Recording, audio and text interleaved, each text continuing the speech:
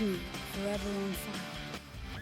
ನ್ಯಾಯಬೆಲೆ ಅಂಗಡಿಗಳಲ್ಲಿ ಪಡಿತರ OTP ಸೌಲಭ್ಯ ಬಂದಾಗಿದೆ. ಕಾಳಸಂತೆಯಲ್ಲಿ ಆಹಾರ ಪದಾರ್ಥಗಳ ಮಾರಾಟಕ್ಕೆ ಕಡಿವಾಣವನ್ನು ಹಾಕಲಾಗುತ್ತೆ. OTP ಬಳಸಿಕೊಂಡು ಪಡಿತರ ಪಡೆಯುವಂಥ ಸೌಲಭ್ಯಕ್ಕೆ ಸಂಪೂರ್ಣವಾಗಿ ಬ್ರೇಕ್ ಹಾಕಲಾಗಿದೆ. ಬಯೋಮೆಟ್ರಿಕ್ ನೀಡಿ ಪಡಿತರ ಪಡೆಯುವಂಥ ಯೋಜನೆಯನ್ನು ಜಾರಿ ಮಾಡಲಾಗ್ತಾ ಇದೆ. ಗ್ರಾಹಕರೇ ನ್ಯಾಯಬೆಲೆ ಅಂಗಡಿಗೆ ತೆರಳಿ ಬಯೋಮೆಟ್ರಿಕನ್ನು ಕೊಡಬೇಕಾಗತ್ತೆ. ಎಲ್ಲೋ ಇರೋದು OTP ಹೇಳೋದು, ಆನಂತರ ರೇಷನ್ ಪಡ್ಕೊಳ್ಳೋದಿದೆಯಲ್ಲ, ಇದು ಇವರು OTP ಹೇಳಿದ್ರೆ ಇನ್ಯಾರು ರೇಷನ್ ಪಡ್ಕೊಂಡು ಹೋಗ್ತಾ ಇರ್ತಾರೆ. ಹಾಗಾಗಿ ಈ ಸೌಲಭ್ಯವನ್ನು ಬಂದ್ ಮಾಡಲಾಗಿದೆ ಅಂತ.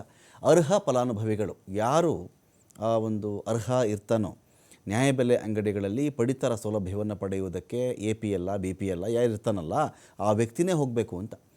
ಅರ್ಹ ಫಲಾನುಭವಿಗಳಿಗೆ ಸಿಗಬೇಕು. ಕಳ್ಳರ ಪಾಲು, ಪರರ ಪಾಲು, ವಂಚಕರ ಪಾಲು, ಮೋಸಗಾರರ ಪಾಲು, ಕಾಳಸಂತೆಕೋರರ ಪಾಲಿಗೆ ಇದು ಹೋಗಬಾರದು ಅಂಥೇಳಿ ಈ ಸುಧಾರಣಾ ಕ್ರಮಗಳನ್ನು ತೆಗೆದುಕೊಳ್ಳಲಾಗ್ತಾ ಇದೆ. ಇದನ್ನು ಆಹಾರ ಇಲಾಖೆ ಇದೀಗ ಜಾರಿ ಮಾಡಿದೆ. ನೋಡಿ, ಪಡಿತರ ಪಡೆಯುವ ಗ್ರಾಹಕ ನ್ಯಾಯಬೆಲೆ ಅಂಗಡಿಗೆ ತೆರಳದೆ ಪಡಿತರ ಪಡೆಯಬಹುದಿತ್ತು. ತಮ್ಮ ಮೊಬೈಲ್ ನಂಬರ್ಗೆ ಒಂದು OTP ಬರ್ತಾ ಇತ್ತಲ್ಲ, ಇದನ್ನು ಹೇಳಿದ್ರೆ ಇನ್ಯಾರನ್ನೋ ಕಳಿಸಿರ್ತಾರೆ, ಹೋಗ್ಬಿಟ್ರಪ್ಪ ನನಗಲ್ಲಿ ಬರೋಕ್ಕಾಗಲ್ಲ, ನೀವು ಅಲ್ಲೋ OTP ಹೇಳಿ, ನನ್ನ ಮೊಬೈಲ್ ನಂಬರ್ಗೆ ಬರುತ್ತೆ, ನನಗೆ ಫೋನ್ ಮಾಡು ಹೇಳ್ತೀನಿ ಅಂದಾಗ ಪಡಿತರ ಸಿಗ್ತಾಯಿತ್ತು. ಎಲ್ಲೋ ಇದ್ದುಕೊಂಡು ತಾವು ಸೂಚಿಸಿದವರ ಬಳಿಗೆ ಪಡಿತರ ತರಿಸಿಕೊಳ್ಳಬಹುದಿತ್ತು. ಹಲವಾರು ವರ್ಷಗಳಿಂದ ರಾಜ್ಯದಲ್ಲಿ ಈ ಪದ್ಧತಿ ಅನುಷ್ಠಾನದಲ್ಲಿತ್ತು. ಈ ರೀತಿಯ ಪದ್ಧತಿಯಿಂದ ಪಡಿತರ ದುರ್ಬಳಕೆ, ಇನ್ಯಾರದ್ದೋ ಪಾಲಾಗೋದು ಜಾಸ್ತಿ ಆಗ್ತಾಯಿತ್ತು. ಇದರಲ್ಲಿ ಎರಡು ಭಾಗ ಬರುತ್ತೆ. ಒಂದು, OTP ತಗೊಂಡು ಯಾರೋ ಕಾಳಸಂತೆಕೋರರು ಅದನ್ನು ರೇಷನ್ ತೊಗೊಂಡು ಹೋಗೋದು, ಇದೊಂದು ಭಾಗ. ಒಂದು 50 ಕಾರ್ಡ್ ಕಲೆಕ್ಟ್ ಮಾಡಿಬಿಟ್ಟು ಅದರಿಂದ ಬರ್ತಕ್ಕಂಥ ರೇಷನನ್ನು ಅಕ್ಕಿನ ಚೆನ್ನಾಗಿ ಪಾಲಿಷ್ ಮಾಡಿ ಇನ್ನೂ ಸಣ್ಣ ಮಾಡಿ ಅಕ್ಕಿನ ಸಣ್ಣಕ್ಕಿ ಅಂತ ಹೇಳಿ ಮಾರುವಂಥ ಒಂದು ದಂಧೆ ಅದು.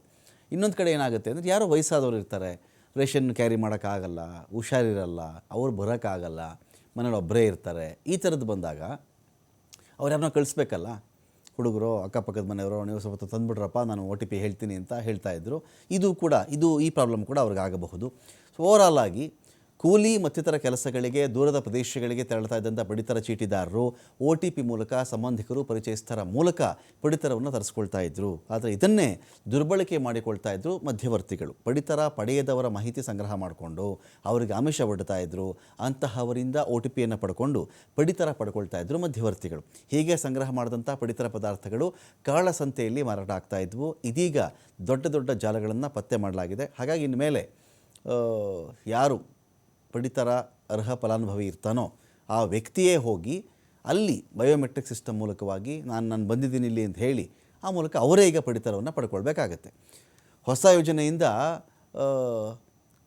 ಕೆಲವರಿಗೆ ಅನುಕೂಲ ಆಗುತ್ತೆ, ಅದರ ವೃದ್ಧರಿಗೆ ಅನನುಕೂಲ ಆಗುತ್ತೆ. 70 ವರ್ಷ ದಾಟಿದವರಿಗೆ ಮನೆಯ ಬಾಗಿಲಿಗೆ ಪಡಿತರ ಯೋಜನೆ ಜಾರಿಯಲ್ಲಿದೆ. ಪ್ರತಿಯೊಬ್ಬರ ಮನೆಯ ಬಾಗಿಲಿಗೆ ಬಯೋಮೆಟ್ರಿಕ್ ಕೊಂಡೊಯ್ಯೋದಕ್ಕೆ ಸಾಧ್ಯ ಇಲ್ಲ.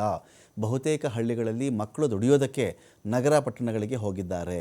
ಕೆಲವರು ಅನಾರೋಗ್ಯ ಸಮಸ್ಯೆ ಇದೆ, ಅಕ್ಕಪಕ್ಕದ ಮನೆಯವರಿಂದ ಪಡಿತರ ತರಿಸ್ಕೊಳ್ತಾರೆ. ಇಂತಹ ಸಮಯದಲ್ಲಿ OTPಯಿಂದ ಅನನುಕೂಲ ಆಗ್ತಾಯಿತ್ತು, ಅಂದರೆ ಕೆಲವೊಮ್ಮೆ ಅನುಕೂಲ ಆಗ್ತಾಯಿತ್ತು. ಇದೀಗ ಕಾಳಸಂತೆಕೋರರು ಕಾರಣದಿಂದಾಗಿ ಅದೇ OTP ದುರ್ಬಳಕೆ ಕೂಡ ಆಗ್ತಾಯಿತ್ತು ಅಂತ.